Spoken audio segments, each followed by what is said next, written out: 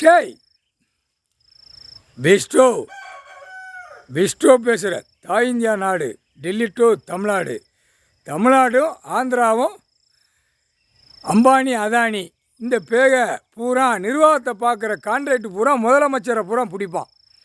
டெல்லியிலேருந்து தமிழ்நாடு வரைக்கும் என்னென்ன நிர்வாகம் பார்க்கணும், வெளிநாட்டில் போய் காகித பேப்பர்களை இத்தனை கோடி இதில் பிரதமர் தான் கையை குலுக்கி கொடுப்பான். அதுக்கு தான் பிரதமர் மோடி வெளிநாட்டில் போய் கையை குலுக்கி இத்தனாயிரம் கோடி சோலார் போட்ட கணக்கில் இப்போ எல்லாரும் மாட்டுவான். அடுத்து எத்தனை கம்பெனிகளை திறந்து பூரா பிரதமர் மோடி போய் குலுக்கி நாட்டை ஆண்டு 7 செம்மம் சேட்டை 7வது செம்மத்தில் மதுரை மலையை கூட வாரான், மலையை பிடிக்கான். இப்போ இதில் மின்சாரம் எடுக்கிறதுக்கு இந்த மலையை உடைச்சி வெளிநாட்டில் காகித பேப்பரை வாங்கி அதானி அம்பானி அடுத்தடுத்து எத்தனை பேர் இந்த நிர்வாகம் பார்க்குறவனை காப்பாற்றணும்னு நிற்கான். மோடி மாட்டிடுவான். மாட்டி அவனுடைய பிஜேபி கொடி மதுரையில் இருக்கும், கொடி தூக்கி ஆட்டுதான்ல, வார்டு வரைக்கும் இருக்கணும், தூக்கி கொடியில் கட்டி இராணுவப்படை முப்படை தான் கட்டுவான். இப்போ மாட்டிக்கிட்டான். மாட்டி முப்படை இராணுவம் வானரப்படை எல்லா படையும் சேர்ந்து அவனை தூக்கி கொண்டு வந்து நிதியமைச்சர் பிரதமர் குடியரசுத் தலைவர் ஜனாதிபதி எல்லாம் அனைத்தும் அள்ளி மதுரை கொண்டு வந்து பிஜேபின்னு கொடியை தூக்கி ஆட்டுதான்ல, தூக்கி கொடியில் கேட்டுறாம்பார். இதில் அமைச்சர்களை பூராமே தூக்கி கேட்டுறாம்பார் மதுரை கோட்டை. ஏன்னா உலக நாடு நீதிமன்றம் கோர்ட்டில் பார்க்கணும். என்னடா அந்த கொடியை தூக்கி இத்தனாயிரம் கோடியை பூரா பேப்பர் அடித்து பூமியை பூரா பாழாக்கிட்டான் அப்படிங்கிற கணக்கு நீதிமன்றம் கோர்ட்டு உலக நாடு பார்க்கணும். அப்போ கணக்கு போட்டார். கடவுள் தான் போட முடியும் அந்த கணக்கு, அவர் தான் கணக்கு எடுக்க முடியும். இது அதனால் தூக்கி எல்லா அமைச்சரும் கொண்டு போயிட்டார்.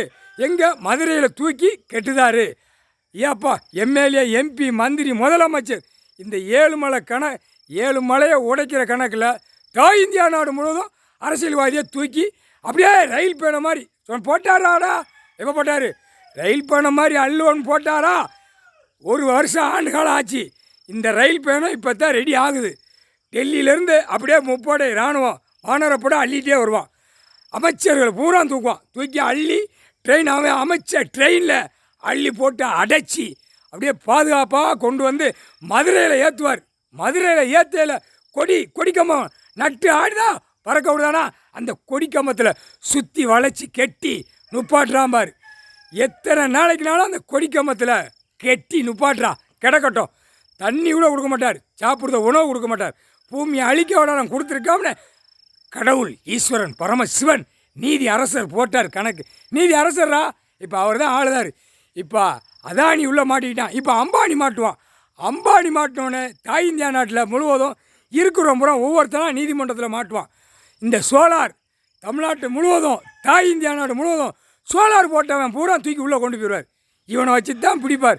ஏண்டா இடம் மானாங்கனியால் கிடக்கு நினச்சாடா மோட்டா பேல தூக்கி உள்ளே கொண்டு போய் நைய நெருங்க தட்டிடுவார். ஆனால் இப்போ கணக்கு நீதி அரசர் கடவுள் கணக்கு போடுறார். கொடியை ஏற்றி கொடியை நட்டு ஓட்டு முத்திரை இயந்திரத்தை போட்டவனுக்கு தண்டனை அந்தந்த கொடியில் பூரா தூக்கி கட்டுவார். அந்தந்த கொடியில் இல்லை பல கோடி உள்ளவனே அந்த கொடியில் தான் தூக்கி கட்டுவார். இந்த ஓட்டு முத்திரை போட்டு தானே பூமியை பாழாக்குதான். அதனால் எல்லா கொடியும் நெட்டுக்கு வச்சுருவார்.